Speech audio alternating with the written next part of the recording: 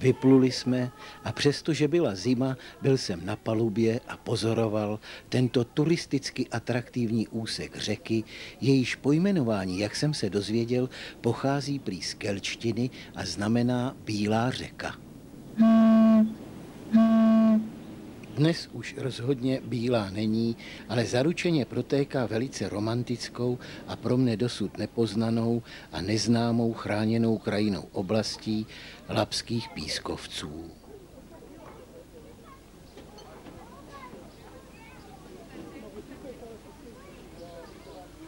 Nepříjemná zima nezahnala do podpalubí, do útulné lodní restaurace, abych se ohřál a občerstvil.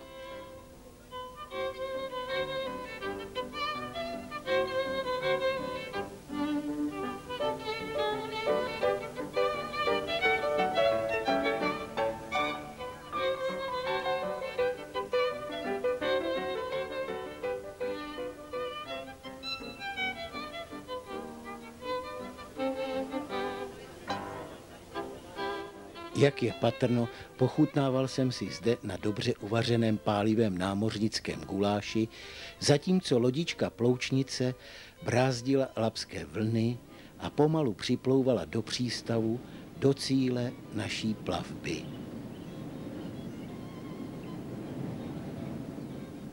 Hřensko, kdysi jen krčma sloužící plavcům a vorařům, je dnes pohraniční obec a velmi navštěvované letovisko na Labi při státní hranici s Německem.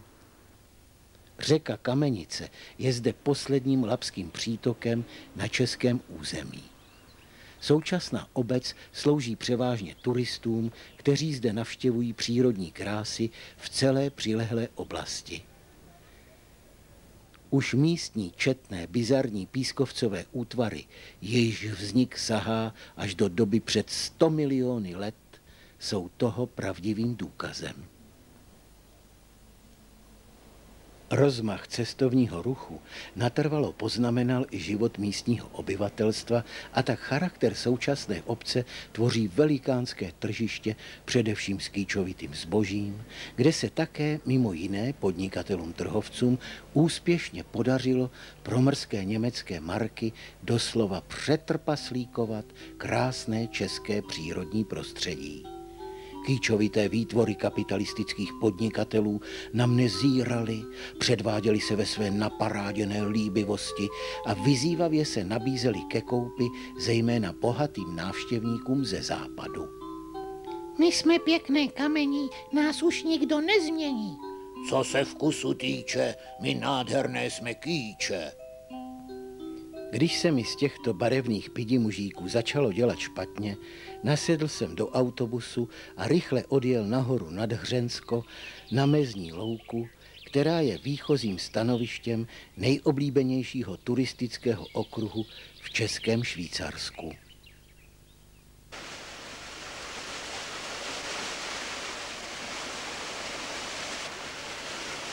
V temných, úzkých a hlubokých korýtkách skalních stěn vyvěrají pramínky potůčků, říček a vytvářejí tak síť roklí a soutěsek. Řeka Kamenice nám zde nepřetržitě a mistrovsky vyhrává svou líbeznou a uklidňující melodii. Poslouchejme.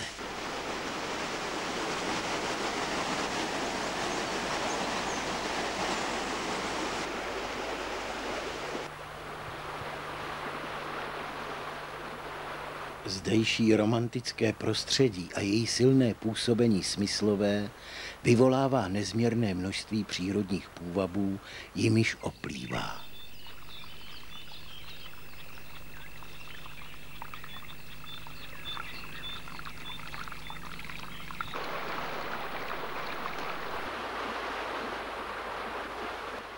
Baladické i bukolické prostředí mi bylo přímo romantickou vidinou i lyrickým obrazem. Neustále jsem zde slyšel Sukovu hudbu k Zejerově pohádce o Radúzovi a Mahuleně.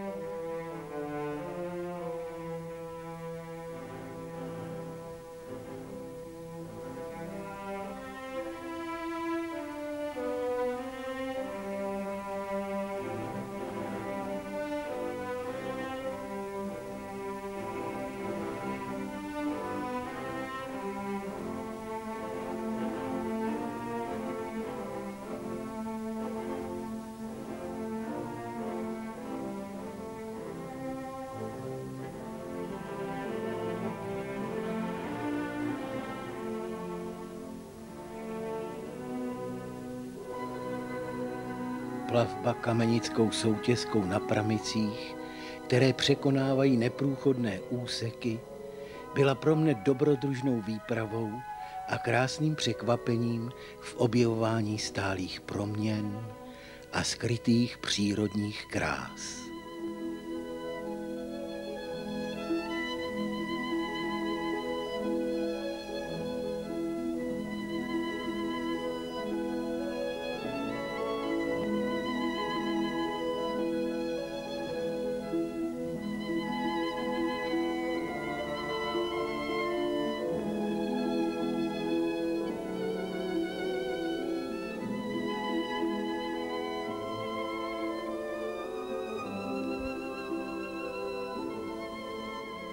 Zahleděn do nádherných tvarů skalních stěn, nasvícených příjemným teplým sluníčkem, jsem objevoval celou řadu nádherných barev, cítil příjemnou vůni, slyšel šumění příjemného větříčku a pociťoval radost v duši z klidu a pohody.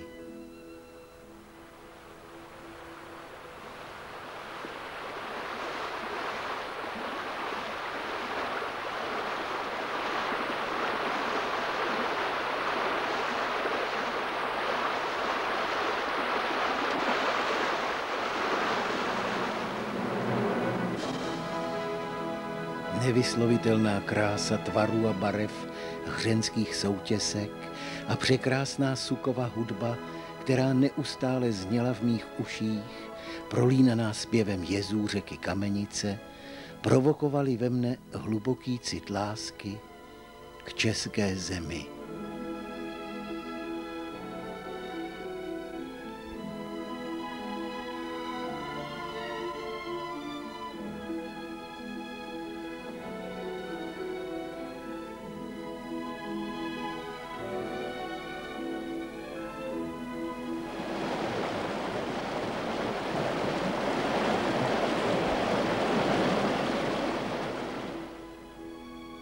Prvek atraktivnosti umělého jezu zpříjemňoval moji sváteční náladu a vyvolával na mé tváři milý úsměv.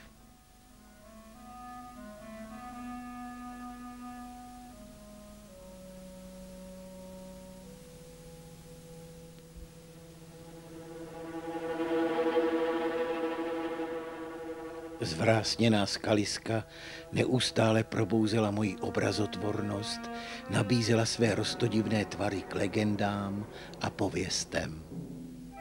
Zjistil jsem, že mnohým z nich přisoudila lidská fantazie i konkrétní podoby a přilehavá jména.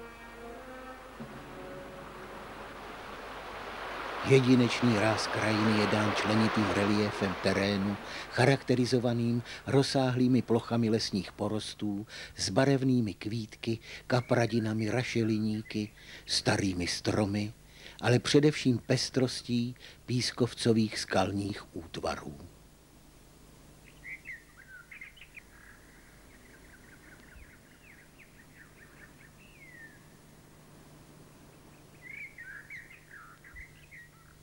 Skály šedé, bílé, zlaté i nafialovělé, modelované do podivných skalních stěn, do bizarních bloků, věží, pilířů a bran, lemují svahy údolí a hrany hřbetů, nám tak drahé české krajiny.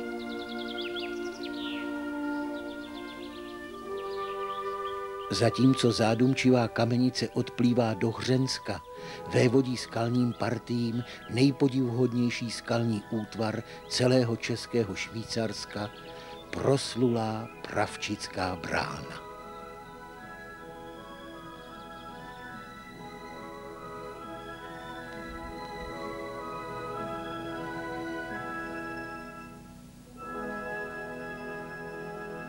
Nezapomenutelný pohled na největší přírodní bránu v Evropě byl pointou na mé další toulce po mých milovaných Čechách.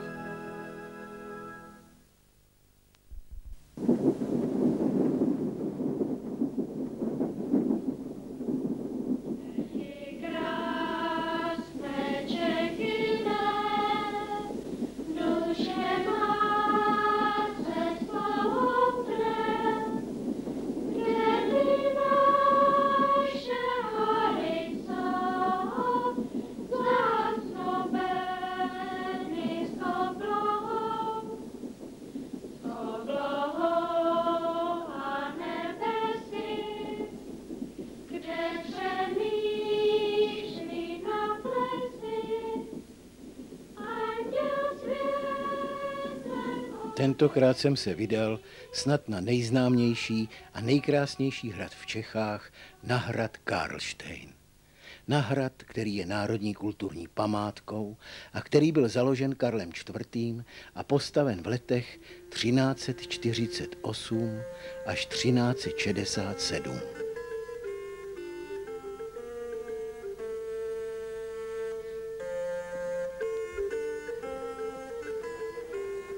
Procházel jsem podhradím, které je v současné době vybaveno různými krámky s pestrým zbožím všeho druhu, od starožitností až po novoty, a také několika restauracemi pro pohoštění hladových a žíznivých návštěvníků. Krok za krokem jsem se blížil ke hradu a cestou prohlížel vše, co se mi líbilo. Například tento krámek s půvabným trakařem, ozdobeným hezkými barevnými keramickými hrnečky. Konečně jsem se ocitl před hradem a poněvadž jsem byl cestou značně vyčerpán, musel jsem se osvěžit dobrou studenou vodičkou. Na hradě jsem byl už v životě nesčíslněkrát, ale teprve tentokrát jsem si snad uvědomil, že postavení hradu bylo určeno především k zabezpečení říšských korunovačních klenotů a souboru ostatků nashromážděných zakladatelem. Bohužel říšské klenoty se nepodařilo uchránit a v roce 1414 je dal z hradu odvést král Zikmund. Na počátku husitských válek zde byly uloženy české korunovační klenoty a pak i český korunní archiv, soubor nejdůležitějších listin království. Po odvezení korunovačních klenotů hrad ztrácel na významu. Dnes je ovšem oblíbeným výletním místem a proto jsem se i já na hrad vydal. Při prohlídce interiéru hradu jsem si představoval, jaké bych měl asi pocity, kdybych byl přijat samotným Karlem IV. Určitě by se na mě usmál, zajímal by se o mou televizní kameru a dovolil by mě tady na hradě natáčet, co bych si přál.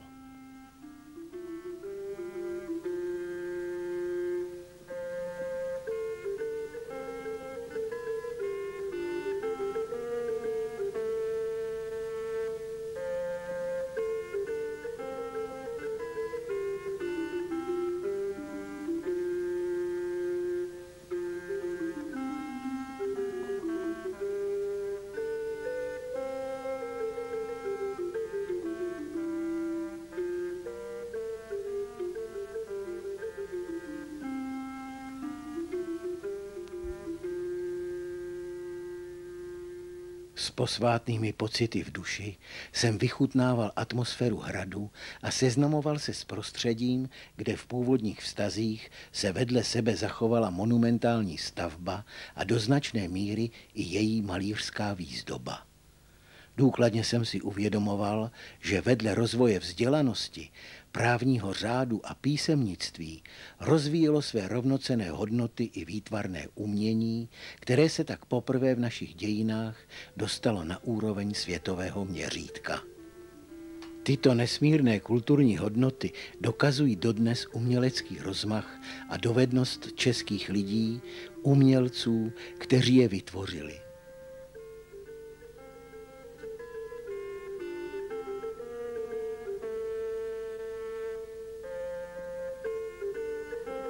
Skutečným klenotem českého středověkého umění je bezesporu interiér malé kaple svaté Kateřiny. Kaple svatého kříže sloužila především k důstojnému a bezpečnému uložení korunovačních klenotů, k archivaci důležitých státních listin a k ochraně císařského pokladu.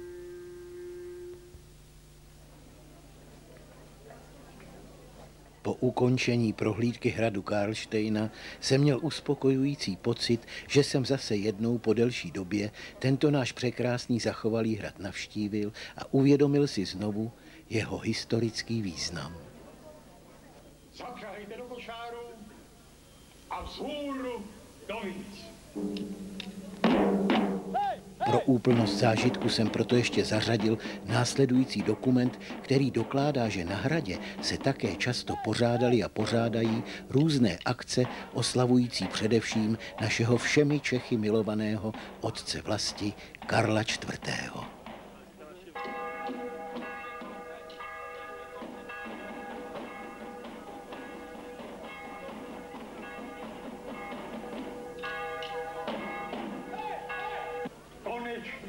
Opět volně dých. Ať proto žije každý, kdo dneska je náš host a karlštejnským vínem si náladu spraví.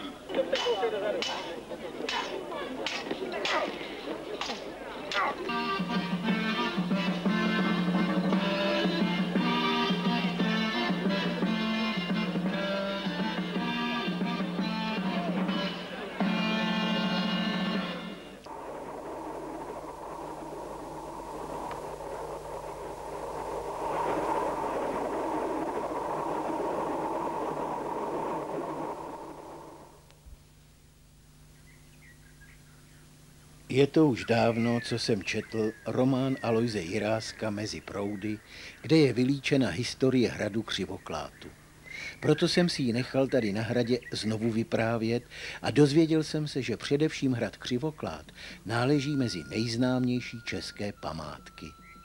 Dodnes je skryt v hloubi lesního masivu Přemyslovského loveckého hvozdu. Ten byl nejen oblíbeným místem pobytů českých knížat a králů, ale i přímo srdcem zeměpanských držav.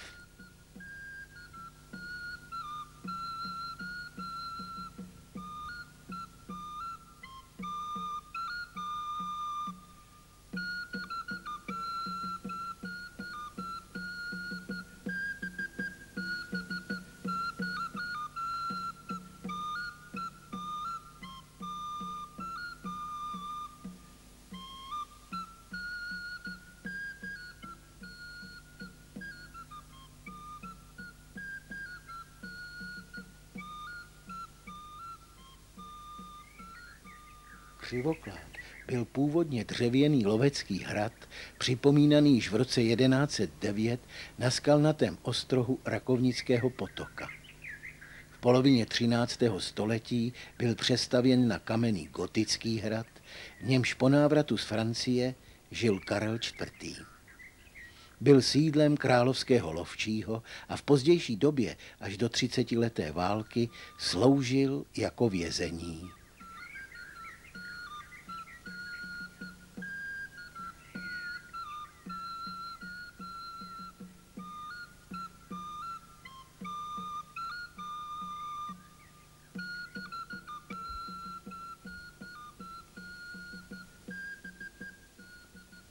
V roce 1633 byl hrad zničen požárem a v prvé polovině 19. století se stal jedním z oblíbených míst romantických malířů a spisovatelů. Dnes je zase oblíbeným místem všech příchozích návštěvníků. A protože je čas k prohlídce, půjdeme do hradu. To jsou fürstenberské knihovní sbírky. Portrét Albrechta z Fürstenbergu. Amálie Kristýna z Fürstenbergu, rozená Bádenská. Vilemína z Fürstenbergu, rozená Glaušau. Pohled do expozice Královnina křídla. Dětské sáně ve druhém patře severního křídla. Reliéf krále Ludvíka Jagellonského, hrad před požárem v roce 1643, hrad po požáru v roce 1643 a hrad Křivoklát v roce 1797. Pozdně gotický interiér velkého sálu. Svatý Jan Křtitel ze Smečna před rokem 1520. Hradní kaple, jedinečně dochovaný celek pozdně gotického umění. Křídlový oltář. A konečně pohled do prostoru vězení. No a to je všechno, co jsem na Křivoklátě zdokumentoval. Byla to opět jedna z mých krásných toulek po Čechách, kde jsem už v životě několikrát byl a věřím, že se sem zase někdy podívám. Takže ne s Bohem, ale nashledanou. Vlastně ještě ne, musíme se vrátit. Úplně jsem zapomněl, že dnes je na hradě Křivoklání.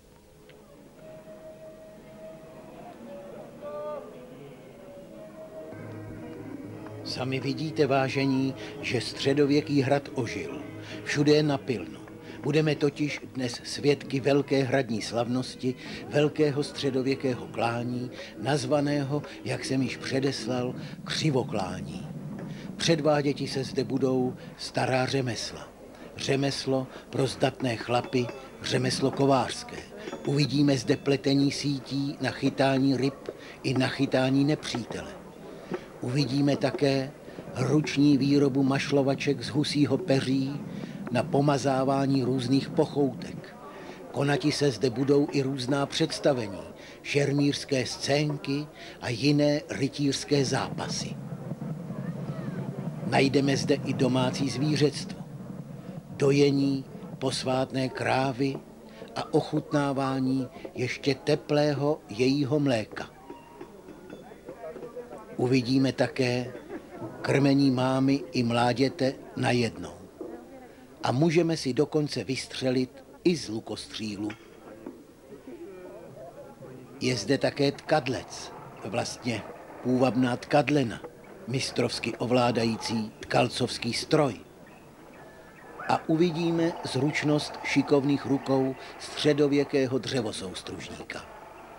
Na hradě jsou ovšem také rytíři ve zbroji, žebráci na hnoji, kupci a trhovci, kati a pacholci, panstvo i žoldnéři, zbrojnoši pážata, zloději hrabata, mistři i tovariši, kacíři i mniši, pěvci a vaganti, prostě komedianti.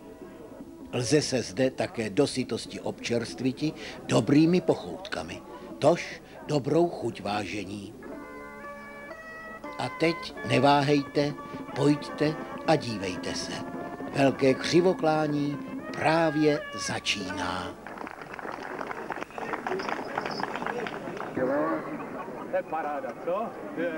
A teď nasedni a jedem. Dobře, koníčku, vzhůru za dobrodružstvím. Hoplej a jedem. Prosím vás ještě, přátelé, já normálně v divadle, já vždycky to rozjedu kolem dokola, protože tam je rovina, rozumíte? Já jedu a všichni říkají, to je paráda. Děcka, tady budu jezdit jenom dopředu a dozadu a vy dělejte, jako že jezdím kolem dokola, jo? Tak, jedu. Hava, hej, hej, hej, já jsem jel do kopce a z kopce. Já jsem jel kolem potoků a řek. Můžu dozadu ještě? Jo. Já jsem jel v lese, uhýbal jsem stromům, až jsem přijel k jedné velké černé skále. Prr, prr, no prr, curik stará, curik. Koníček najednou z ničeho nic 3krát zahrabal kopitem. Náhradník, tak.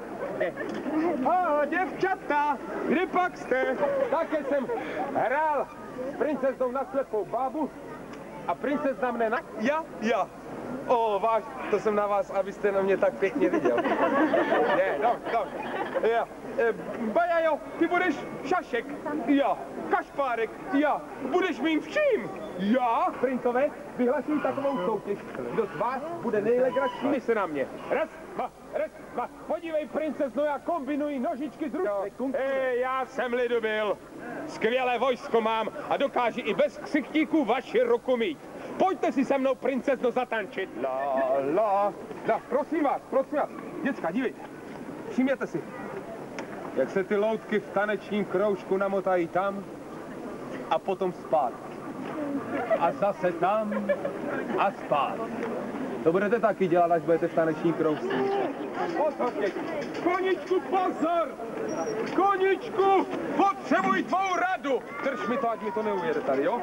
Hej, koníčku, slyšíš, musíš mě poradit. A teď se už doopravdy musím rozloučit s tímto památným klenotem, jehož sláva nikdy nepomine, neboť v jeho zdech žili, pracovali i trpěli ti, kdož tvořili naše dějiny.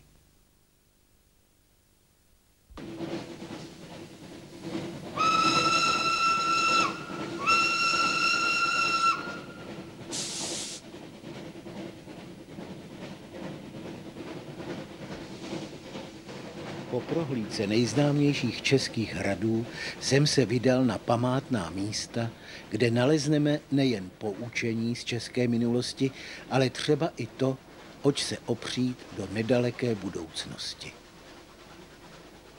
Nejstarší doba osídlení české země je v písemných zprávách zachycena mlhavě. K těm několika málo popsaným památkám patří Levý Hradec, sídlo knížat přemyslovského rodu. Tady je možno hledat počátky českého státu.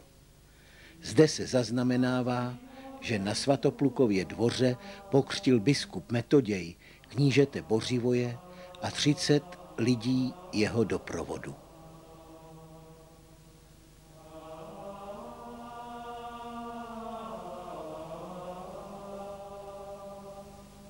Na tomto vzácném místě z české minulosti jsem objevil též památník zastřeleným obětem z druhé světové války při transportu smrti.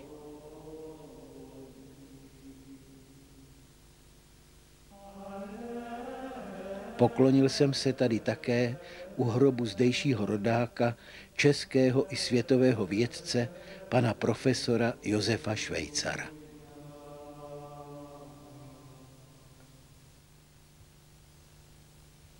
Kdo by neznal vyprávění o Přemyslu a Libuši, která poslala poselstvo, aby jí přivedlo manžela, který by se stal panovníkem. Libuše ukázala prstem na vzdálené hory a pravila. Tam je neveliká řeka Bílina a na jejím břehu je vesnice, jež se zove Stadice. Tam váš kníže oře se 2 strakatými voly. Muž má jméno Přemysl. Ano, z těchto míst podle Kosmy pocházel Přemysl Oráč, zakladatel nejstarší české dynastie. Na Královském poli u obce byl na věčnou paměť postaven tento pomník od sochaře pana Maxe, znázorňující toto staré vyprávění.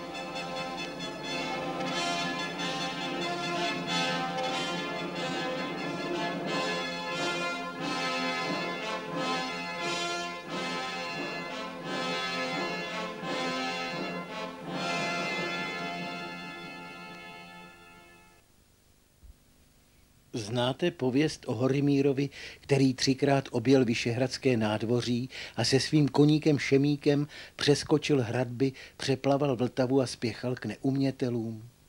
Ano, sem do známé obce ze starých pověstí českých, kde stojí farní gotický kostel barokně přestavěný a kde mýval Horimír nedaleko odtud na vršku Košík svoji tvrz.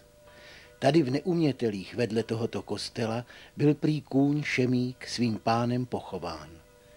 Jeho údajný hrob kryje zděná otevřená kaplička, kterou zde postavili v roce 1887. Nad přírodním balvanem, který tu odjakživa leží, čteme nápis: V Neumětelích se věřilo a věří, že zde Šemík, věrný kůň rytíře Horimíra, zakopán leží. Inu, přiznávám se, že věřím i já. Jméno Husinec už mnoho napovídá. Je to místo, které dalo našemu národu významného muže. Sem přišlo na 60 000 lidí 6. září 1869, kdy se tu konala první pouť za Janem Husem. I v dalších letech se Husinec stal poutním místem všech vlastenců, neboť odtud přece vyšel muž, pro něhož Čechové vyvolali první boje bojující za svobodu, v době, kdy ostatní svět zahalen byl ještě duševním i hmotným otroctvím.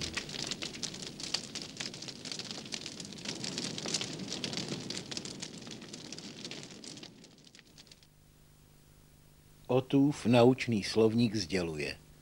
Trocnov poplužní dvůr. Stála zde ves, z níž pocházel Jan Žižka. Podle starobylé pověsti se narodil Jan Žižka na tomto místě pod dubem, který tu stál až do 17. století. V roce 1682 dal probošt borovanského kláštera postavit na tomto místě kapli ke cti Jana Křtitele. Litý však nazýval kaplí Žižkovou a uctíval dále toto místo jako místo Žižkovo narození. Proto dal probošt dub porazit, jeho větve oklestit a spálit.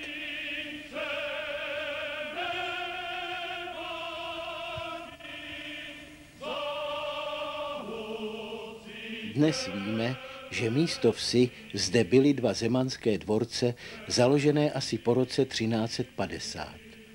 Ve 30leté válce však zanikly. Žižka jeden z nich vlastnil, ale kdy se narodil, bohužel nevíme. Existují však 3 listiny z roku 1378, v nichž Jan Žižka vystupuje jako svědek. Můžeme tedy dobu jeho narození odhadnout asi na rok 1360 až 1362. Záleží však na tom? Myslím, že určitě ne. Ale jedno vím zcela jistě, že bychom tě tady, bratře Jane, v dnešní době moc a moc potřebovali.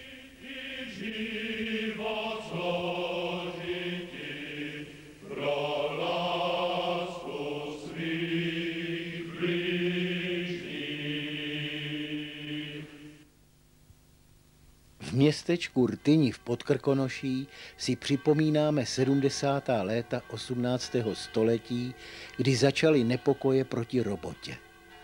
Nastala bída a nevolnictví krušilo duši i tělo poddaných. Jejich životní podmínky se staly nesnesitelné a rebelantství se šířilo téměř po celých Čechách. Císařovna Marie Terezie vydala sice patent oznamující, že se připravují poddanské změny, ale poddaní odpírali robotu a začaly nepokoje. Výbuch spravedlivé nespokojenosti tady v Rtyni dal dokonce vzniknout selskému gubernu, v jehož čele stál sám rtyňský rychtář.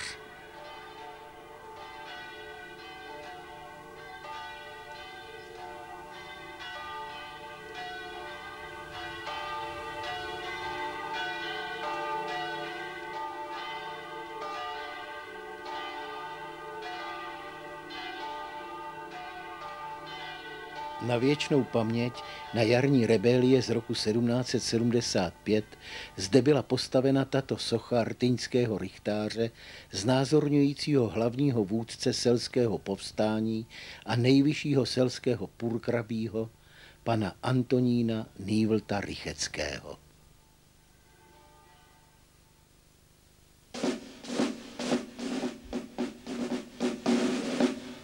V kramářské písni o kanoníru Jabůrkovi se zpívá.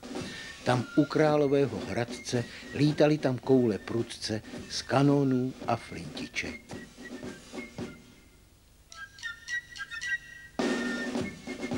Tady na výšině Chlumu u Hořiněvsi, nedaleko Hradce Králové, došlo 3. července 1866 k prusko-rakouské válce, v níž padlo hodně vojáků a mnoho jich zůstalo nezvěstných.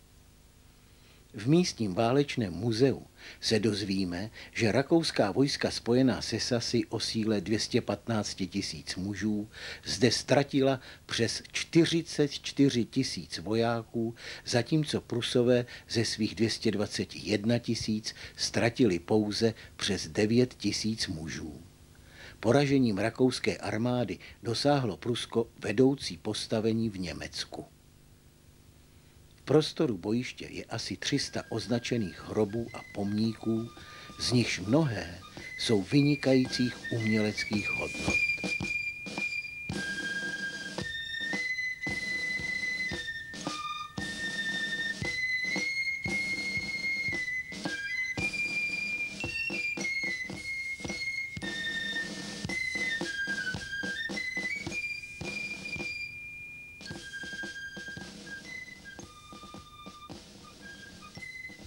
Na okraji návrší stojí vysoký sloup, pomník, rakouské jízdní dělostřelecké mrtvé baterie se sochou Austrie.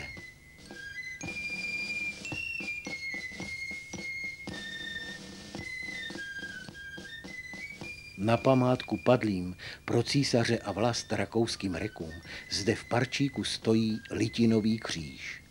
Dva pískovcoví lvy střeží vchod do později vybudované novogotické kostnice. Ale těm mrtvým už je to určitě úplně jedno.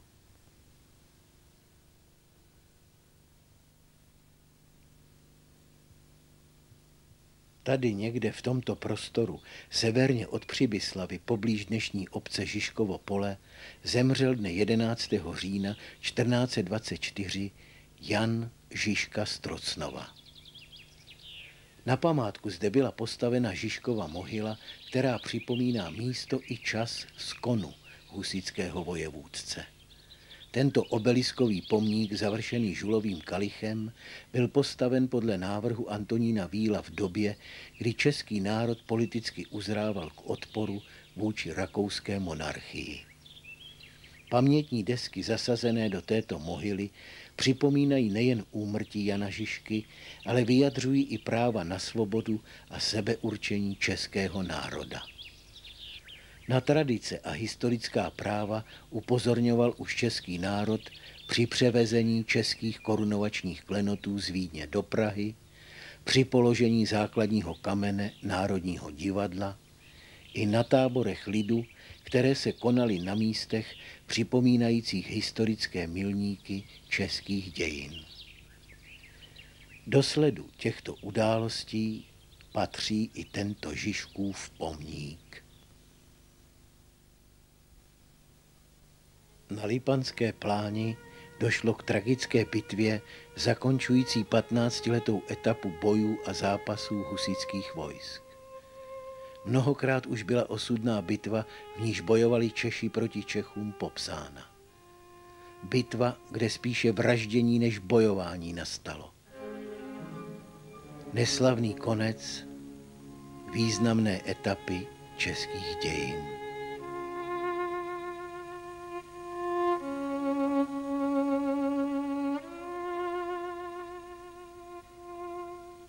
Tady u Lipan hledali romantičtí vlastenci neúspěšně hrob Prokopa Holého, který zde v tragické bitvě hrdinně padl.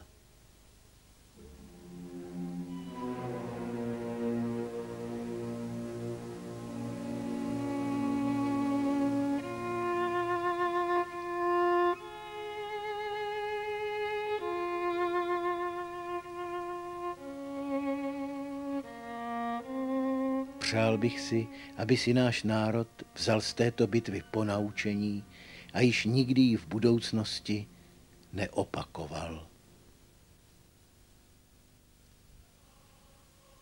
Na tomto historickém místě postavil husitský hejtman Jan Roháč z Dubé hrad Sion, kam se uchýlil po bitvě u Lipan.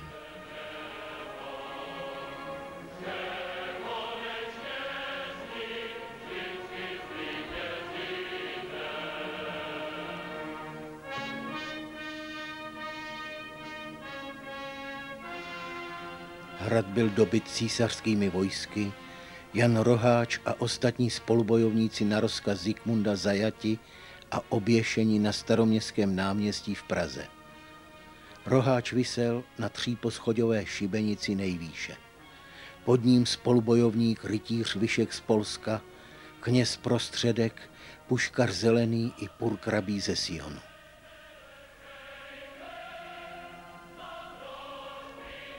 Jan Roháč před popravou řekl: Lide český, tvé kořeny tkví pevně ve tvé zemi.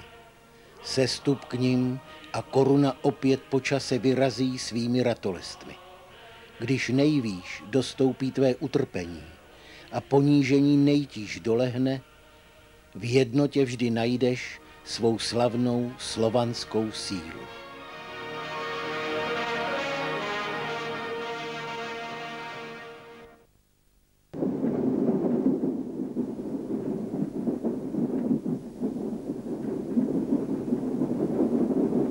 Po předcházející toulce z 10 míst české minulosti mě bylo poněkud smutno v duši a tak jsem zatoužil po trošce rozveselení.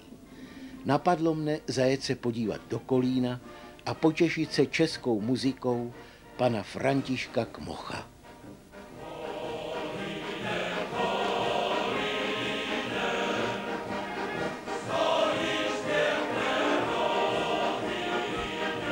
František Kmoch se narodil 1. srpna 1848 v Zásmukách u Kolína. Jeho otec byl krejčí a nadšený venkovský muzikant. Po mamince, která si často prospěvovala, zdědil František českou hudebnost. Po vystudování reálného gymnázia se stává učitelem. Jeho muzikantství se však dostávalo do konfliktu s učitelskými povinnostmi a proto byl jako učitel a správce obecné školy v Solopiskách z učitelské dráhy suspendován.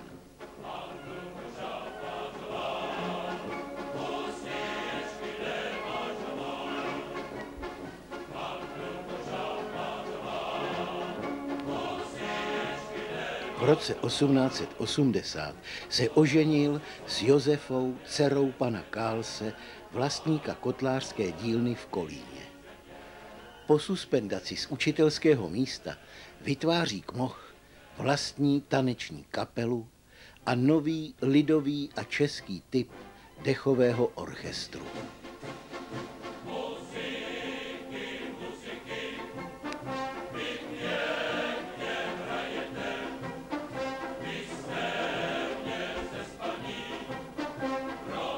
Jako zvláštnost dal Kmoch orchestru zpívat. Písňový obsah byl národní, buď přímo lidové písně, nebo umělé písně, které projevovaly národní a politické smýšlení lidu. Právě z těchto písní a skladeb Františka Kmocha lze vycítit jeho českou duši. František Kmoch byl vynikající český muzikant a proto se na jeho počest pořádají tady v Kolíně hudební festivaly, na které přijíždějí dechové kapely z celého světa.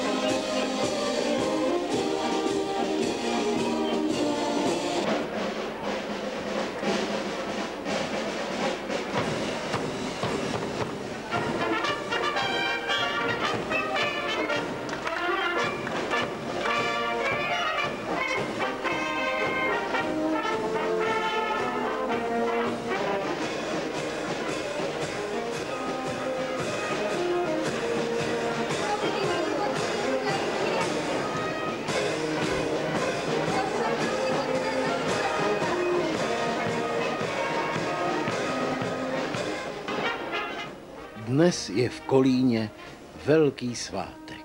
Všichni se radují, jásají, zpívají. Řekl bych, že přímo hoří jako krásný oheň, který rozdává světlo a teplo. Vždyť hudba Františka Kmocha je nám blízká, je naším věrným přítelem a dává nám radost a potěšení.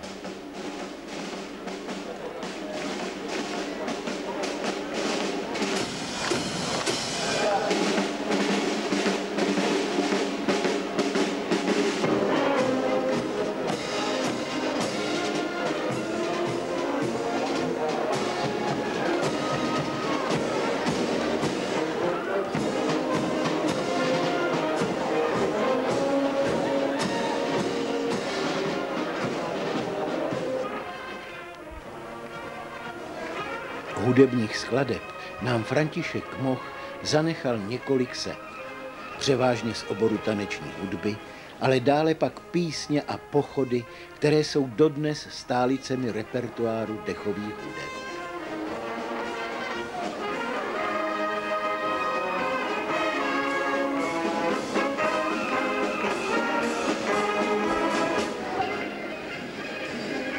Ve skladbách Františka Kmocha je obsažen život, duše a srdce českého člověka.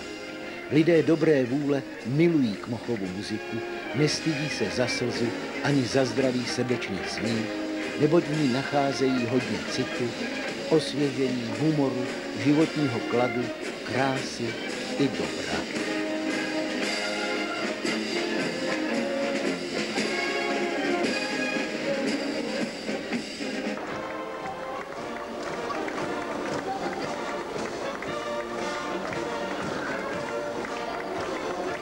Dnes se tady v Kolíně každému vlastenci rozehřívá srdce. Dnes zde skutečně mluví a jásá z hudebních nástrojů česká duše k českému srdci.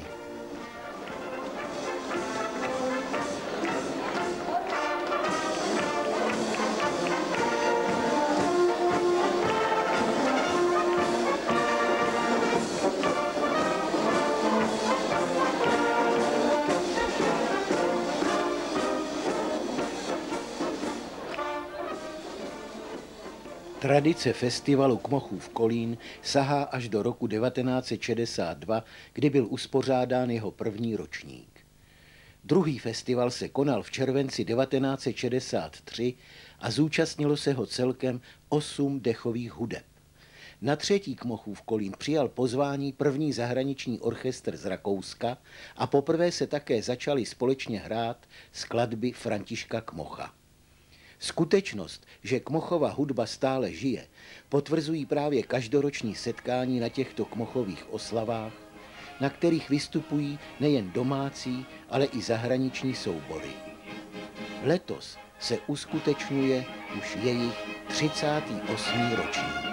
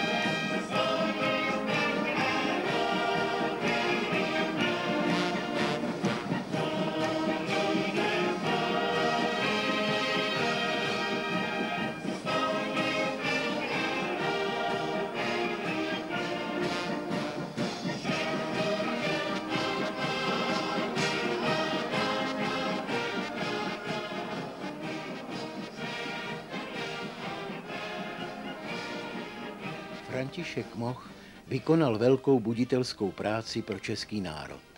Čestně splnil svoje úkoly jako člověk lidsky a národně vpravdě cítící. Pevně věřím, že bude-li potřeba, jeho hudba znovu zvedne hlavy zotročenému českému lidu a vloží mu tak do rukou mocnou zbraň proti jakýmkoliv uchvatitelům a nepřátelům českého národa.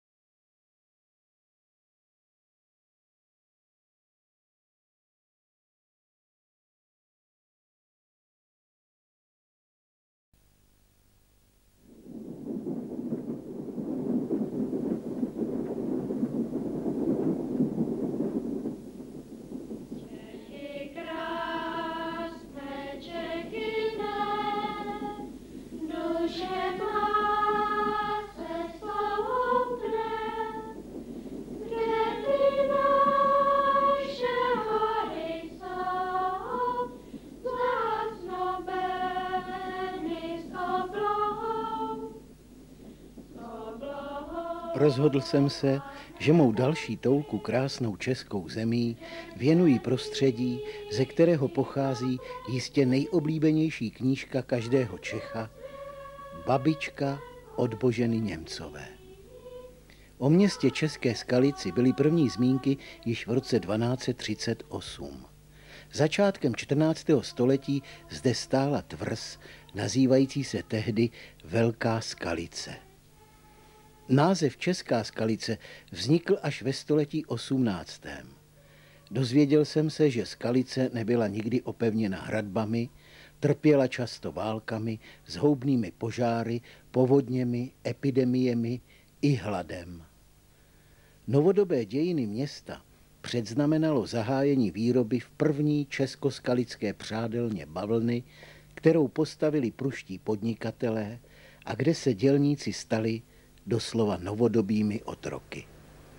Dnešní současné město s asfaltovými ulicemi, náměstím, obchodními centry, sídlištěm, svilovými čtvrtěmi je nejen městem Boženy Němcové, ale stejně neodmyslitelně k ní patří stále aktuální příklad dnes již málo známých venkovských vlastenců a buditelů českého národního obrození, jakož i slavná jména českého kulturního a veřejného života první poloviny 19. století, která se podílela na rozvoji českého divadelnictví, knihovnictví, školství a rozvoje české hudby.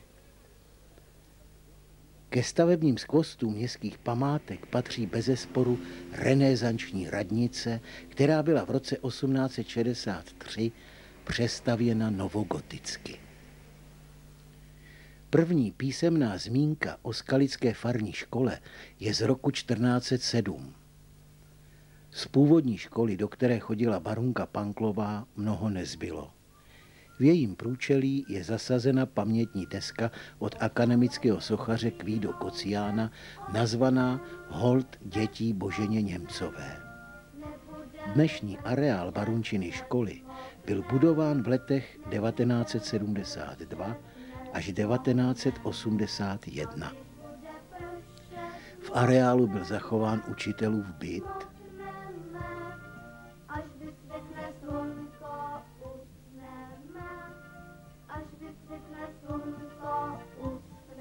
a upravená školní třída, jaký popsala z minulých let Božena Němcová v povídce Pan učitel. To je učitelský pomocník pan Jan Smetana, který učil Barunku v takzvané menší třídě. A to jsou učebnice, kterých bylo používáno na obecných školách v době, kdy Božena Němcová chodila do Českoskalické školy.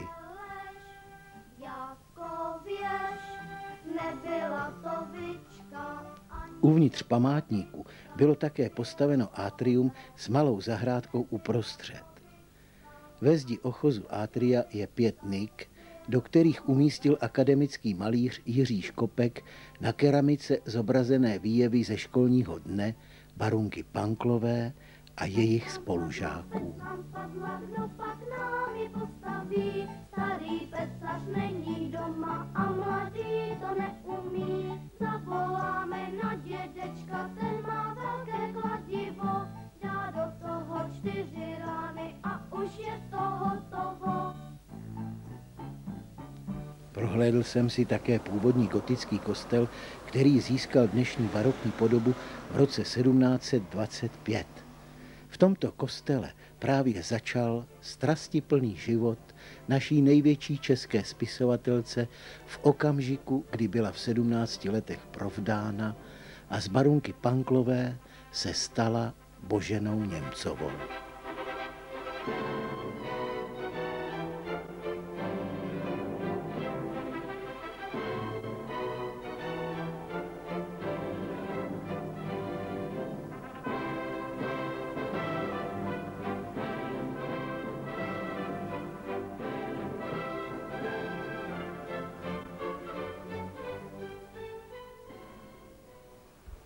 A to je první české literární muzeum postavené jako důstojný památník lidského a uměleckého odkazu Boženy Němcové.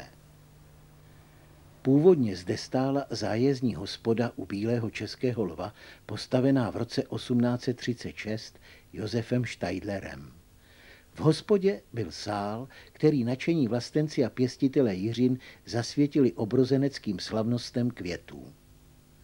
Královnou plesu na Jiřínkových slavnostech se tehdy stala ještě neznámá Barunka Němcová, která právě zde měla před 2 dny svatební hostinu. 3. Jiřínkového plesu se zúčastnil i mladý Bedřich Smetana a v upomínku na chvíle zde prožité složil Jiřínkovou polku.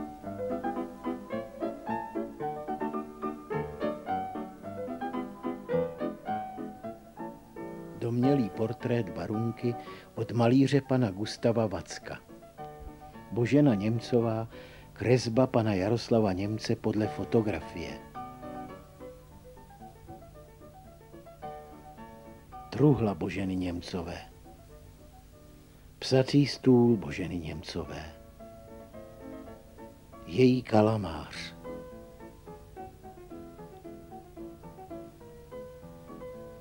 Božena Němcová s dětmi, se syny Jaroslavem, Karlem, Hynkem a dcerou Teodorou.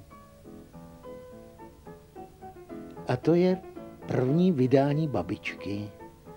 Blahorodému panu Bílkovi při vší úctě připisuje Božena Němcová. Součástí muzea Boženy Němcové je i bývalá barokní fara z roku 1731, v níž v 19. století bydleli 2 významní osvětoví pracovníci.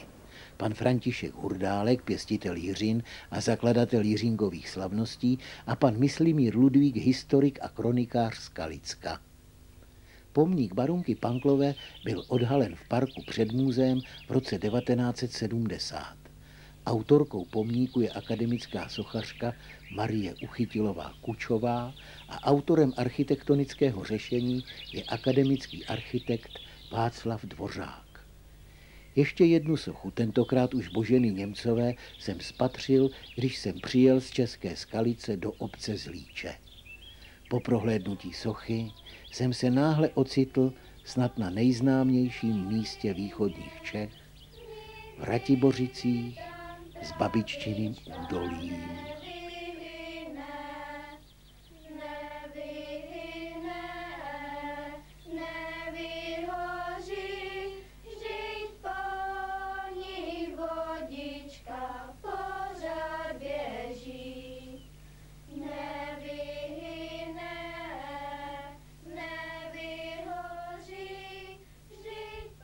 Na vyvýšené rovince, pod níž se údolí na ohybu Úpy rozšiřuje, jsem spatřil Ratibořický zámek, který byl původně postaven jako barokní zámeček ve stylu malých italských vil. Jeho přebudování v empírové sídlo evropského klasicismu mu dodalo zvláštního půvabu. Zámek je znám především jako letní sídlo vévodkyně Kateřiny Vilemíny Zaháňské, příslušnice vysoké šlechty, jejíž nesmlouvavý a tvrdý vztah k podaným Božena Němcová v babičce zidealizovala z touhy po lidské a životní harmonii.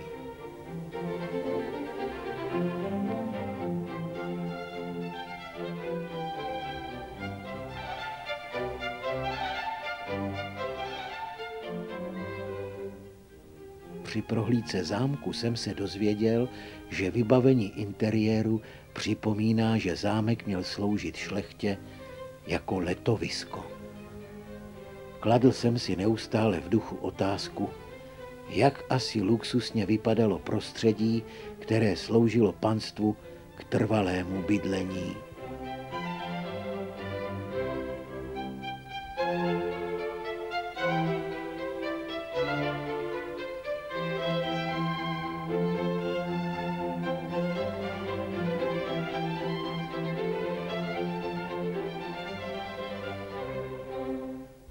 Na místě, kde byl v zámecké zahradě postaven tento skleník, stálo původní staré bělidlo, kde ve skutečnosti strávila rané dětství barunka Panklová. Pozdější byt rodiny Panklových byl za skleníkem, v přízemí bývalé dvorské ratejny. Ano, sem, do tohoto skoro sklepního bytu o 2 místnostech a tmavé kuchyni vykázala ušlechtilá paní vévodkyně rodinu Panklových, kde žila barunka, naše pozdější česká spisovatelka. Z tohoto prostředí a života plného ponižování, plného ústrků, marných nadějí i nepochopení se utíkala Božena Němcová do světa pohádek a příběhů z času dětství a do svých děl vnášela bohatství i svou vlastní víru v lidskou rovnost a bratrskou lásku. Díky Bohu, dnes už tady lidé v ratejně nebydlí, ale za to tady rostou hezké, barevné a voňavé květiny. Sousoší babičky s dětmi patří k nejkrásnějším pomníkům v naší vlasti. Na výtvarném řešení s autorem Otto Gutfreundem spolupracoval i profesor architekt Pavel Janák. Malebná skupinka 4 dětí s babičkou, jak je v kameni vytesána, i po létech postojí v údivu. Barunka s rozpřaženýma ručkama, jako by chtěla zachytit krásu celého malého světa kolem. A poutník s pohnutím zašeptá. Tak tady to tedy bylo. Bylo a nebylo, jako v pohádce.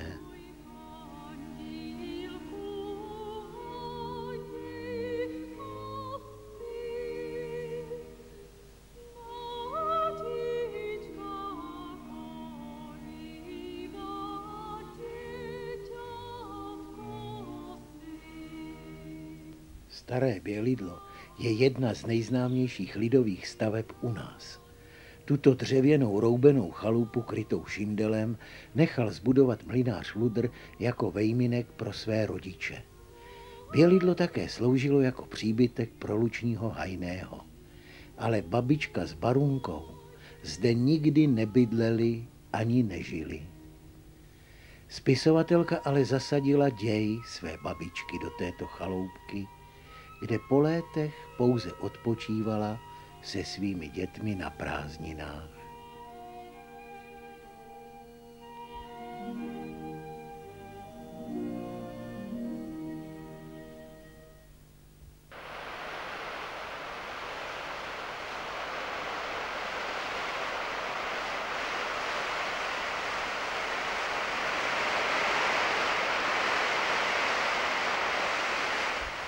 Podoba starého dřevěného splavu byla již mnohokrát změněna. Nejprve při stavbě rozsáhlého zavodňovacího systému pro Ratibořická luka a později při regulaci řeky v 50. letech 20. století. Pokud jde o Viktorku, skutečně žila, ale v jeskyni. Přežila dokonce samotnou autorku románu, protože se dožila věku 76 let.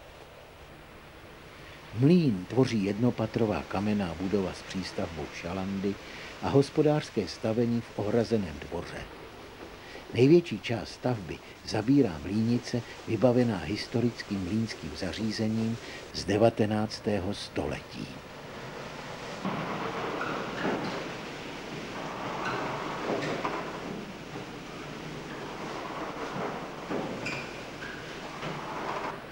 Přízemí mlýna bývala též pekárna se 2 komorami a v patře byt mlynáře. Mlýn byl zrekonstruován a dnes odpovídá původnímu stavu. Hostinec zde stál už od 17. století. Původně zde hospodařila rodina Celbova, která prodala hostinec jistému šlechtici a proto se od těch dob nazývá Panský. Letěla z vysoka, nemohla doletět, spadla do potoka, spadla do potoka.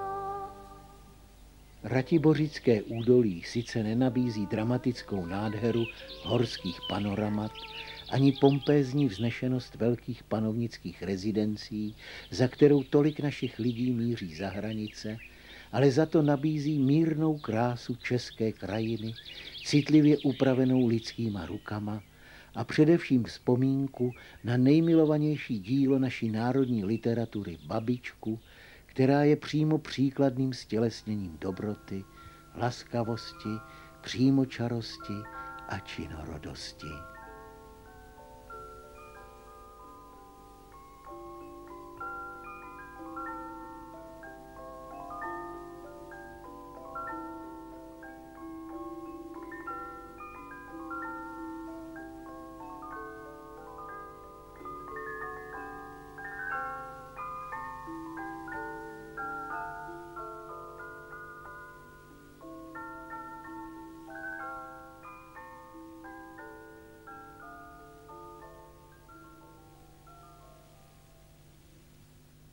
Co říci na závěr z mé ratibořické toulky? Snad, že F.X. Šalda o Boženě Němcové napsal: Všecko dílo Boženy Němcové je pohádka vypravovaná měkkou, dobrou a bázlivou obrazností zmučenému srdci, toužícímu po lásce, jemuž svět a život podává houbu namočenou v žluči a octě. Božena Němcová zemřela předčasně ve věku 42 let, vyčerpána bídou a prací, tělesně i duševně.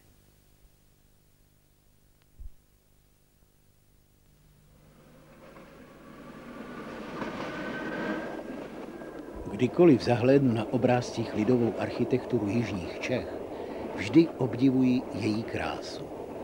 Zajel jsem se proto na ní podívat, jak vypadá ve skutečnosti. Tato architektura proslula osobitým výrazem selský barok. Barok nebyl jenom slohem chrámů, zámků a paláců, ale také měšťanských domů. Na nich právě vidíme ten jednoznačný ohlas velkých barokních myšlenek. Monumentální sloupy, pilastry, hlavice a volutové tabulové štíty. A tady někde začíná ten dlouhý a nesmírně zajímavý proces zlidovění velkého odkazu baroka, který trval až do 18. století. Ukázky lidového baroka jsou rozděleny do 3 oblastí. První oblast jsou Soběslavská blata. Je to kraj mezi Soběslaví a Bechyní, kde se celá oblast vyznačuje velice úrodnou půdou. Parádivé nádherné štíty sýpek byly výkladní skříní sebejistoty a bohatství zdejších sedláků. Středem většiny jihočeských vesnic je náves s kapličkou, se vzrostlými lípami kolem dokola, s rybníkem uprostřed a s jednotlivými statky se štíty s bohatou výzdobou. Každá vesnice je z těch soběslavských blat jiná. A právě tato jedinečnost dokazuje nejen tvůrčí osobitou architektonickou schopnost, ale především bohatý a duchovní život prostého českého lidu.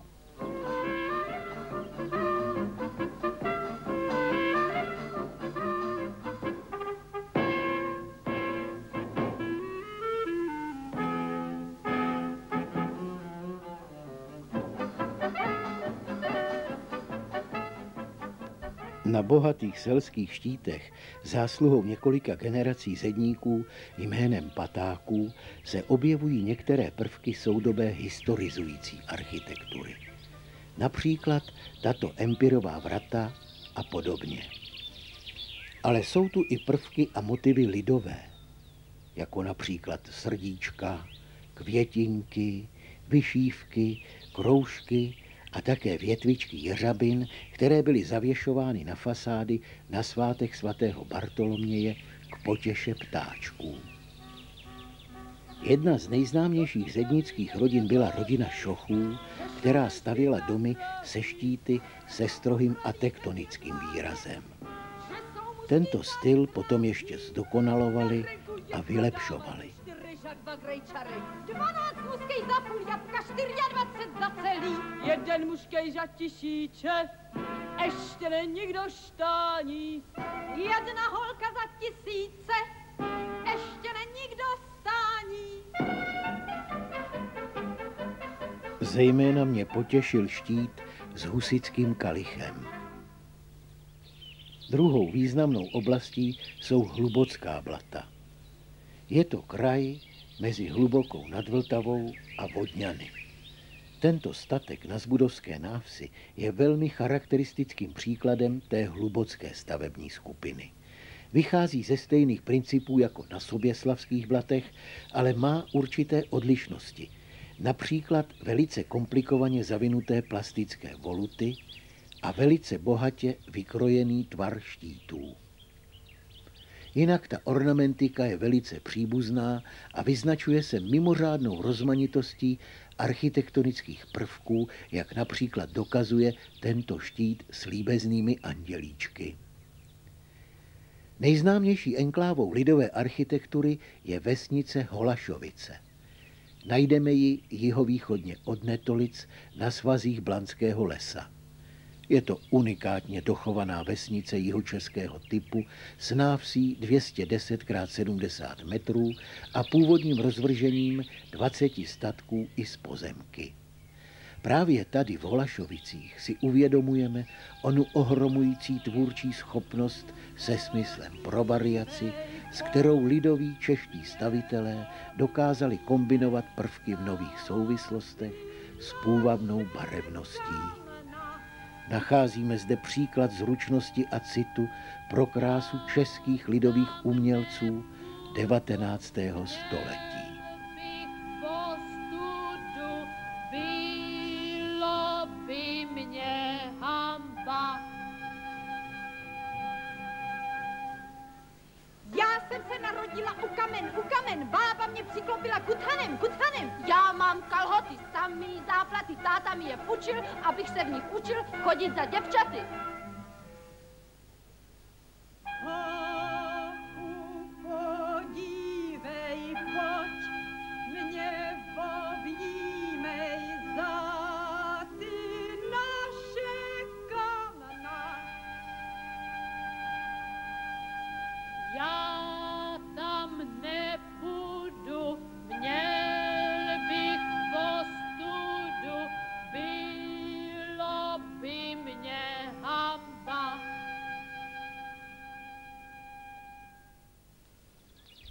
Tato česká vesnice je světovým unikátem a proto byla zcela oprávněně v Japonsku v prosinci v roce 1998 na 22. zasedání UNESCO zařazena na seznam světového kulturního dědictví. Zápis do tohoto seznamu představuje potvrzení výjimečného univerzálního významu kulturní památky světové kategorie, která si zasluhuje ochranu v zájmu celého lidstva. Jaký je to živobytí, když se starý mladý chytí? Jaký je to živobytí, když se mladý starý chytí?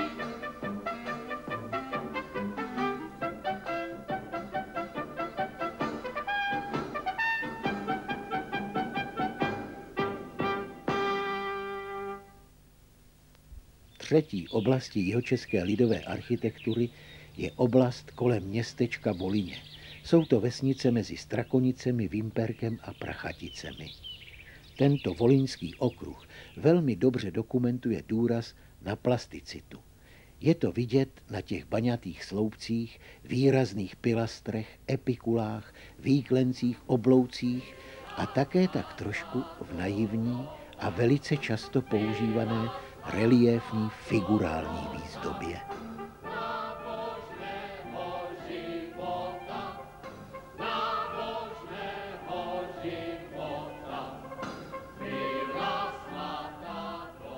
Originální rodinou zedníků v tomto okruhu byli Burzovi. Realizovali celou řadu staveb v širokém okolí. Právě na výzdobě štítů uplatňovali svoji originalitu. Považovali ji za vyvrcholení celé stavby. Velice rádi také zdobili štíty i různými nápisy.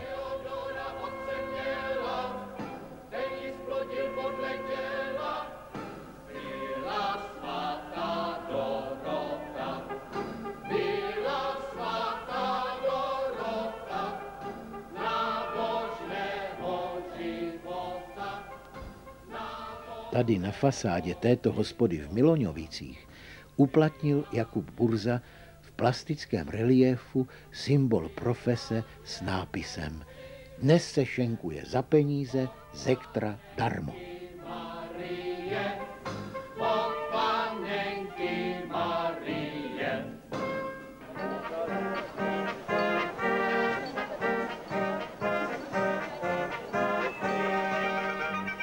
My tančíme rádi polku, ta je veselá.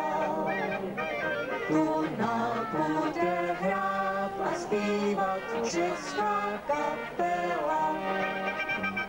My tančíme rádi polku, ta je veselá.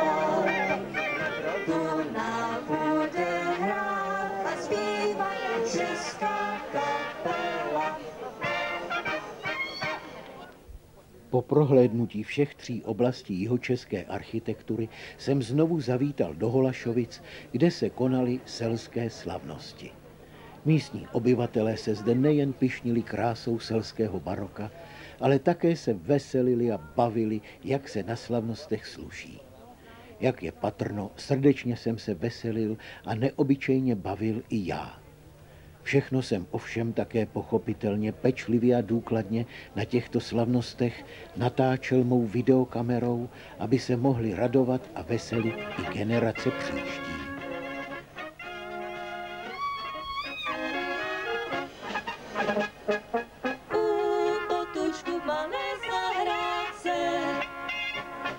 Teče tam vodinka tichonce. Tam jsme se dávali, tam se milovali, nebudeme více. Tam jsme se dávali, tam se milovali, nebudeme více. Na těchto oslavách, jak už jsem říkal, jsem se radoval, ale také jsem přemýšlel, jak asi vypadal dřívější život venkovských lidí. A to nejen v té tvrdé, těžké práci, ale zejména v tom sociálním rozlišení sedláků, chalupníků, baráčníků a podruhů, kteří vykonávali tu nejtěžší práci a byli také velmi často donuceni dát se najmout za synky ze statku na vojnu kam smutně odcházeli, protože neradi sloužili císaři pánu.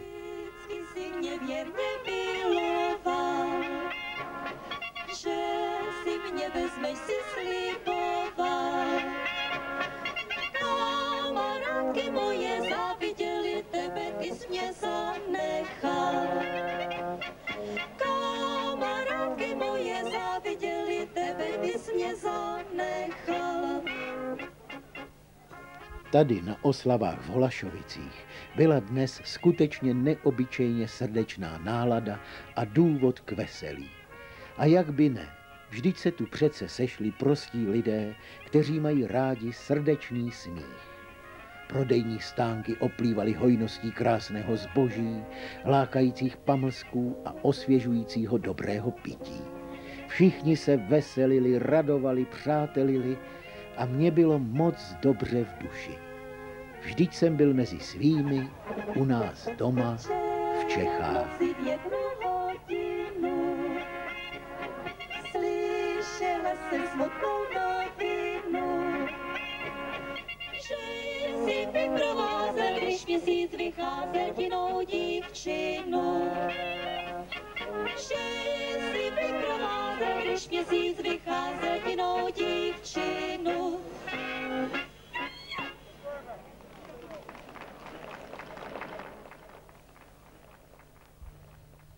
Upřímně mě těší, že jihočeský barok vytvořil architekturu svébytného výrazu, naplněného lidovou tvořivostí.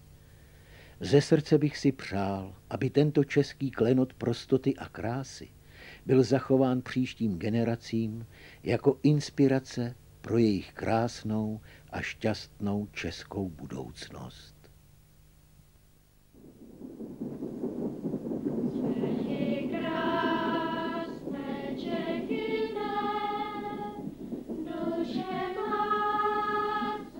Na touce ze selských oslav v Holašovicích jsem se ještě zastavil v jednom z nejstarších sídel na Českokrumlovsku, v Hořicích na Šumavě. První zmínky o Hořicích pocházejí již ze 13. století. Hořice tehdy přešly z rukou pánů z Kosovy hory přes záviše z Falkensteina do vlastnictví Vítka z Krumlova. Cisterciánskému klášteru ve Vyšším Brodě patřila obec až do poloviny 19. století. K obci náleží především pozdně gotický kostel svaté Kateřiny, přestavěný v letech 1483 až 1512.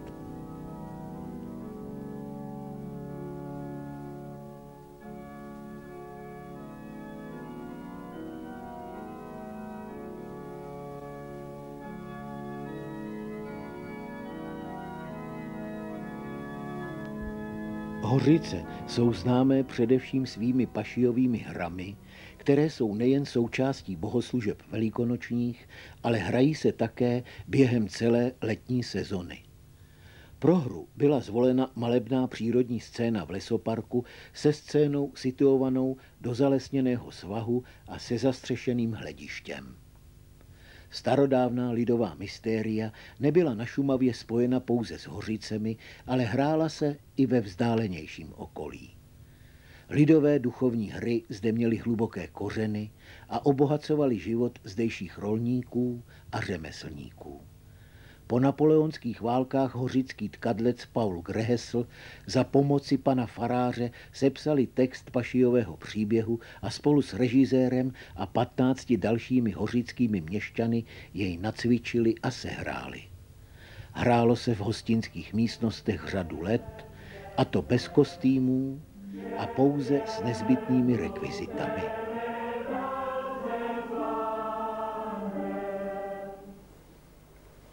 Amen, pravím vám.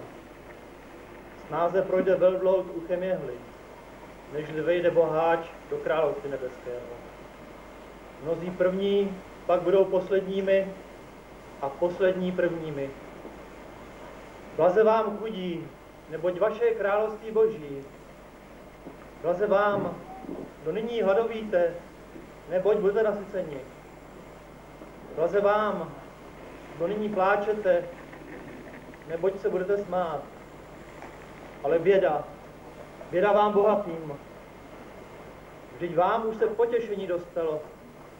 Běda, kdo se nyní smějete, neboť budete plakat a naříkat. Kdo chce jít za mnou, zapři sám sebe.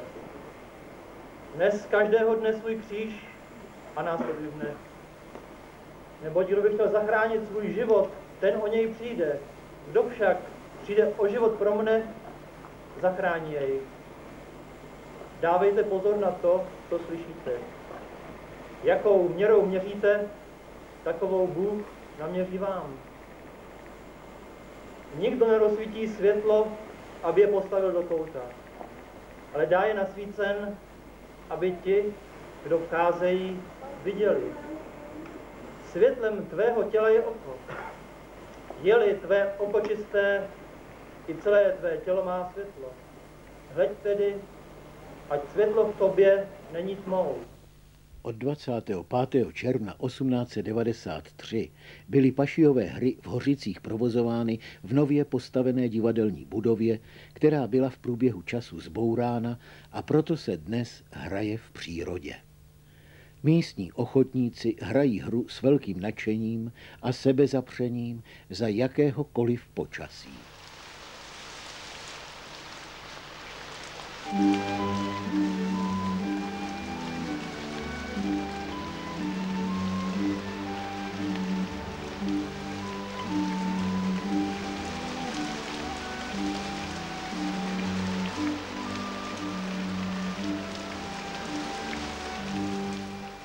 Hry s náboženskou tematikou a zejména Pašijové hry jsou velmi starým evropským jevem spojeným se životem katolické církve.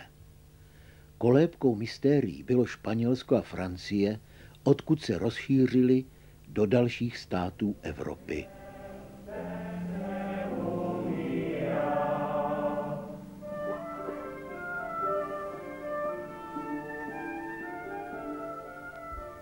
Vnímaví lidé z domova i z ciziny se zde nechávají oslovovat starodávným biblickým příběhem a dosvědčují tak srozumitelnost a sílu jeho poselství. Dnes hrají hořiční ochotníci Pašijovou hru, kterou napsal pan Jindřich Pecka, pan Jaroslav Krček složil hudbu a se souborem Bohemika ji nahrál a naspíval zkušený divadelník Antonín Bašta.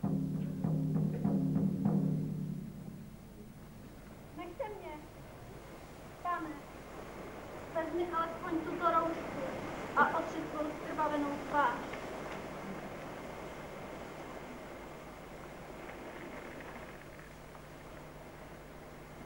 Zázrak. Na roušce je mistrova tvář. Je světlo všech spravedlivých. Dcery jeruzalemské, nade mnou neplačte. Plače nad sebou a nad svými dětmi. Neboť přicházejí dny, kdy budou říkat, blaze neplodným, blaze těm, které nikdy nerodili a nekojili. Tehdy řeknou horám, padněte na nás. A pahorkům, přikryjte nás. Děli se toto se zeleným stromem, co se stane se suchým. Popředu, nezastavovat cesty!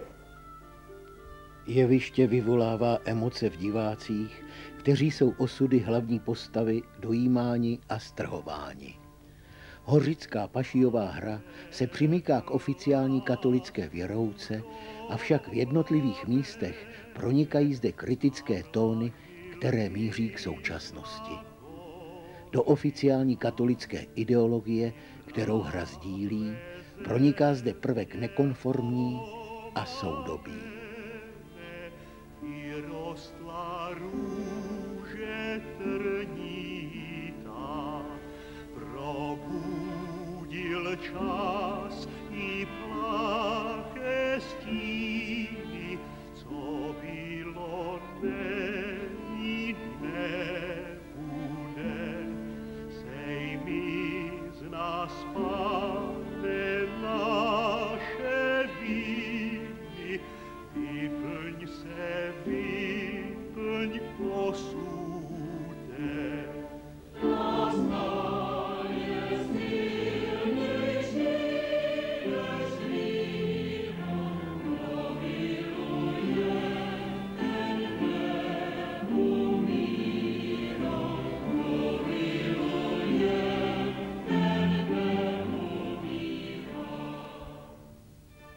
nejen narození Ježíše u prostých a chudých lidí, ale zejména pak Kristovo buřictví proti vrchnosti silně vstoupilo do mého vědomí a souhlasně spolupůsobilo.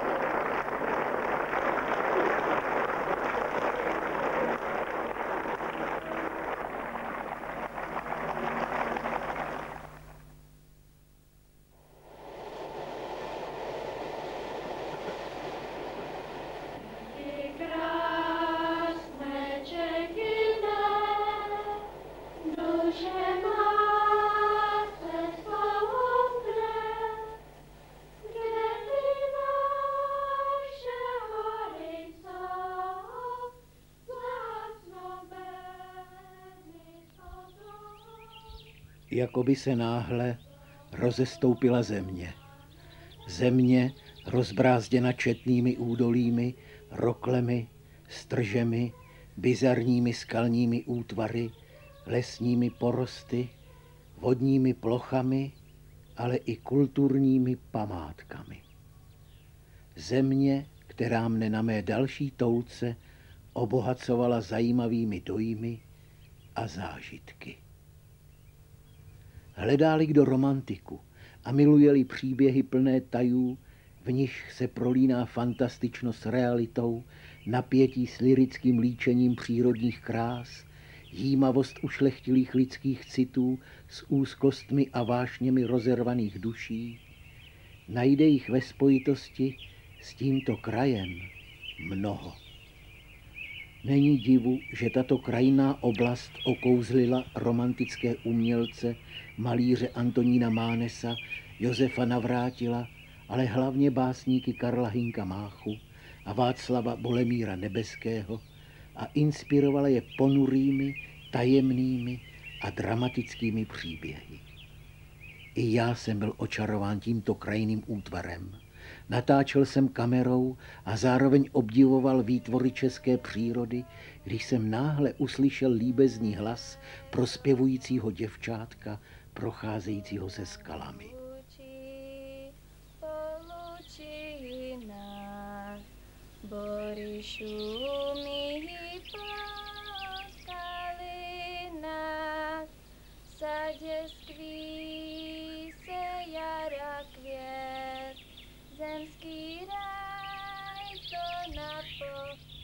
Zalekla se. Přestala zpívat, protože mne spatřila. Byl jsem dojat. Nemohl jsem uvěřit svým vlastním uším. Mé nohy kráčely dále tímto romantickým kokořínským údolím, až mne přivedli ke gotickému kostelu ve zdejší vesnici Hradsko, kde archeologické výzkumy potvrdily místo staroslovanského hradiště, označované za hradisko Kamburg, kde v roce 805 skončila neúspěchem výprava franského krále a římského císaře Karla Velikého. Toto nejstarší slovanské sídlo bylo jedno z nejvýznamnějších míst naší země.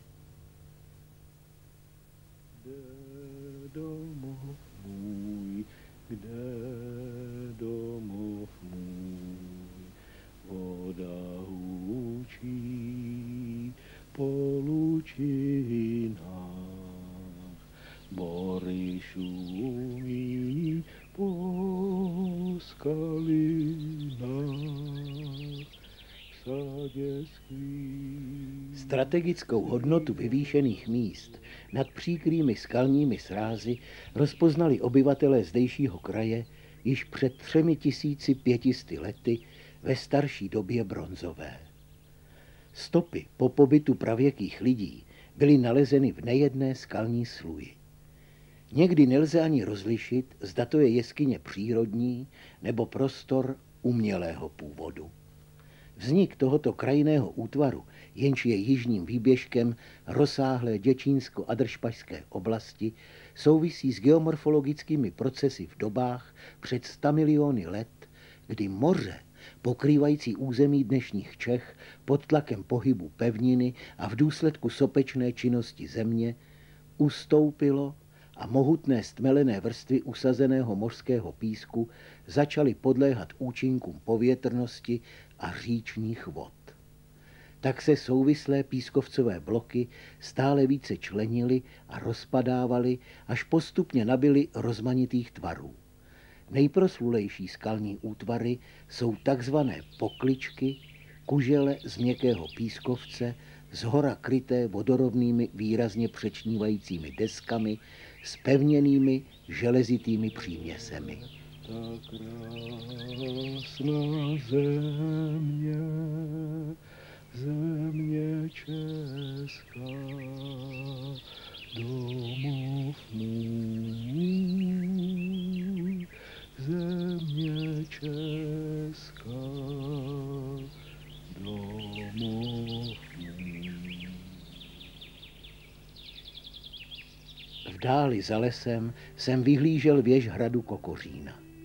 Přesná doba vzniku kokořínské skalní tvrze, jméno jejího budovatele, ale ani doba a příčina jejího zániku nejsou známy.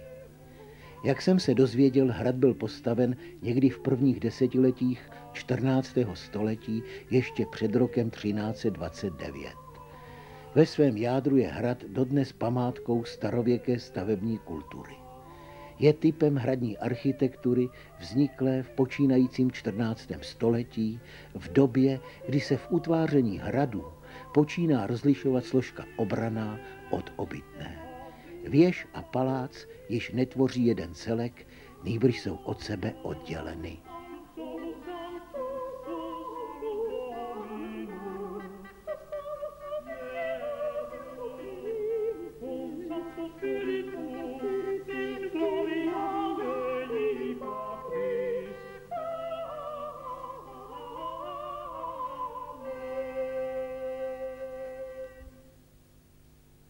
Hrad Kokořín mne okouzlil tichým, ale přesto výmluvným svědectvím zašlých časů. V hloubi své duše jsem s pohledem do české krajiny spolu s básníkem a průvodcem nejpovolanějším provolával. Tichá krajino, jak často vábila mě samota tvá v stíny své, aby pobouřenému srdci poklid se navrátil. Jak často vrátilo ticho tvé, rozhostivší se v duši mojí, zrakům mým ztracený mír.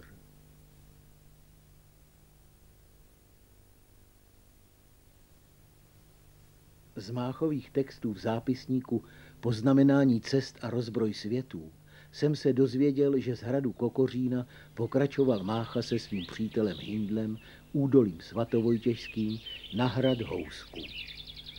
Inu vydal jsem se po jejich stopách i já.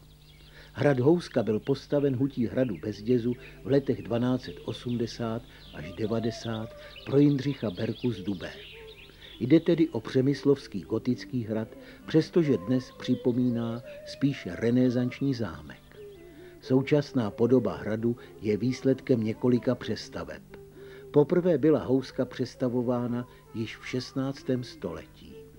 Roku 1658 přišla o čtverhrannou věž a po poslední přestavbě v roce 1823 byly sníženy střechy.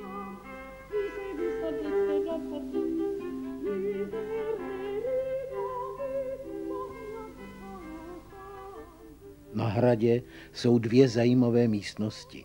Takzvaná zelená komnata, ve které je zachovaná gotická žebrová klemba a malby z doby kolem roku 1520. Kaple na Housce je místnost nejcennější. Zachovala si gotický ráz a je obdařena nástěnnými malbami, vymalovanými někdy kolem roku 1330. Díky nim zaujímá housecká kaple přední místo mezi přemyslovskými hrady. Po prohlídce Housky jsem okouzlen barevností české krajiny, důsledně pokračoval pěšky po ose básníkova putování a sice na zříceninu starého Bernštejna. Nevelká rozloha skalnatého vrcholu ovlivnila skromné rozměry hradu. Dochovala se pouze jedna místnost, která je od roku 1972 v soukromém vlastnictví. Hrad je však prvořadou dominantou kraje a z jeho vrcholu je neomezený výhled do naší české krásné krajiny, kterou Mácha oslovuje těmito verši. České hory, české doly, české luhy, český háj. Širá vlast, ta česká země, nejmilejší tobě ráj. Věrný Čech si, vlastenec, protož vděčný uvěnec květ ti vije Čecha máj.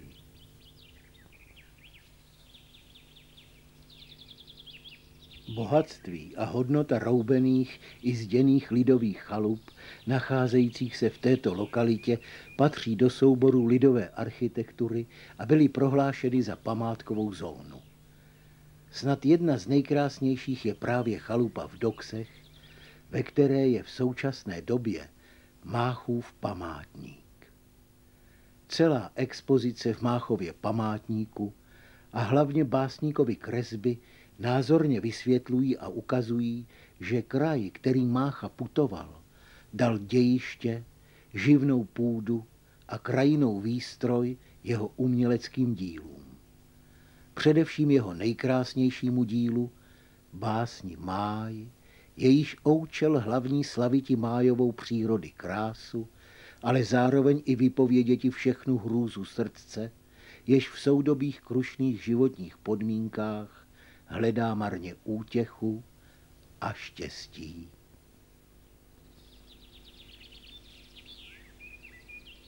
Jezero hladké v křových stinných zvučilo temně tajný bol, břeh jej objímal kol a kol a slunce jasná světů jiných bloudila blankitnými pásky, planoucí tam, co slzy lásky.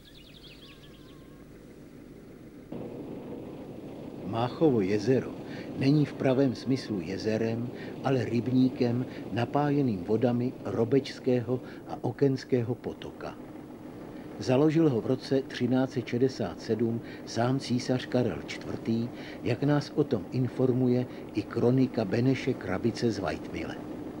Toho roku a v tom čase císař, vrátiv se do Čech, zbudoval a vyzvedl rybník podivuhodné velikosti, jakési veliké vodstvo pod hradem Bezděs. Jezero se původně nazývalo Velký rybník, později také Hyžberský, a o jeho jméno se zejména po první světové válce vedly velké spory.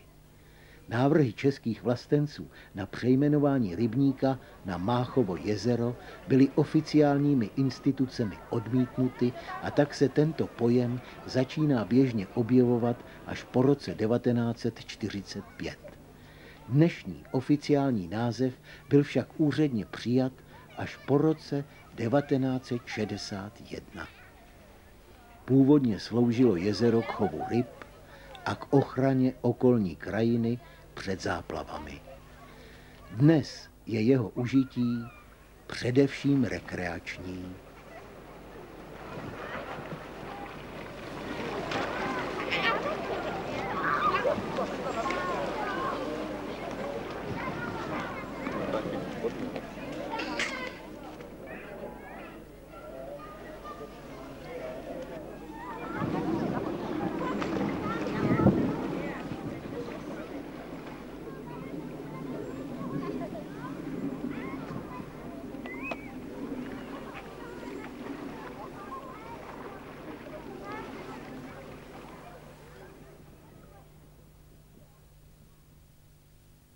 I v smutném zraku mém dvě vřelé slzy stály, co jiskry v jezeru po mé si tváři hrály. Neb můj též krásný věk dětinství mého věk daleko odnesl divoký časův vztek. Dalekoť jako sen, úmrlý jako stín, obraz co bílých měst, u vody stopen klín.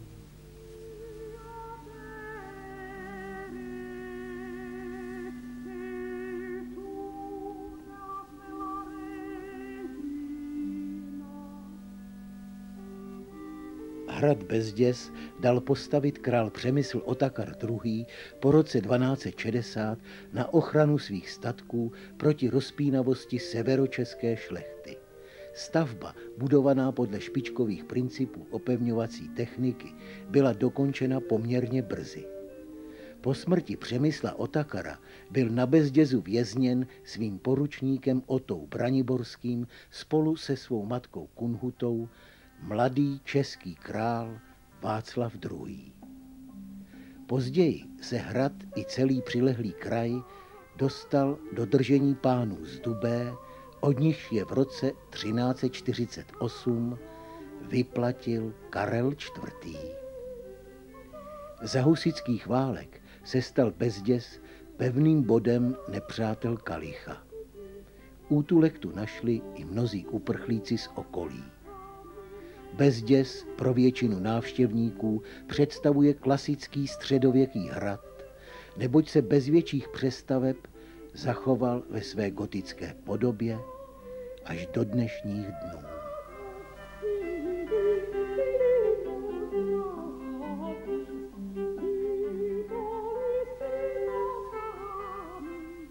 Hrad Bezděz hluboce zapůsobil na romantického básníka Karla Hynka Máchu, který jej, jak dokládá jeho zápisník, navštívil v letech 1833 až 35 celkem 6krát.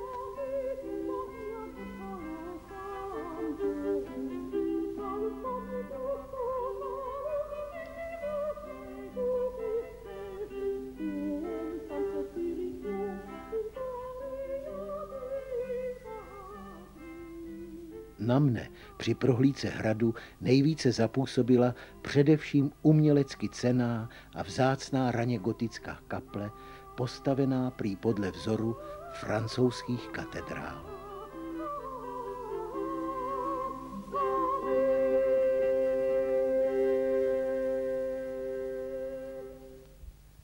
V roce 1868 se konal na Bezdězu významný tábor lidu, na kterém řečníci usilovali o osvobození našeho národa z habsburského žaláře národů.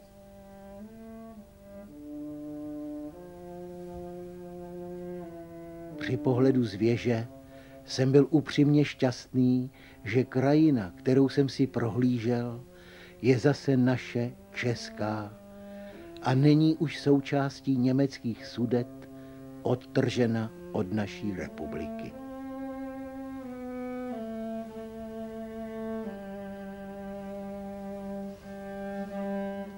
Vás já jsem posly volil mezi všemi, kudy plynete v dlouhém dálném běhu, i tam, kde naleznete břehu, tam na své pouti pozdravujte zemi. Ach, zemi krásnou, zemi milovanou, kolébku mou i hrob můj, matku mou, vlast jedinou i v dědictví mi danou, šírou tu zemi, zemi jedinou.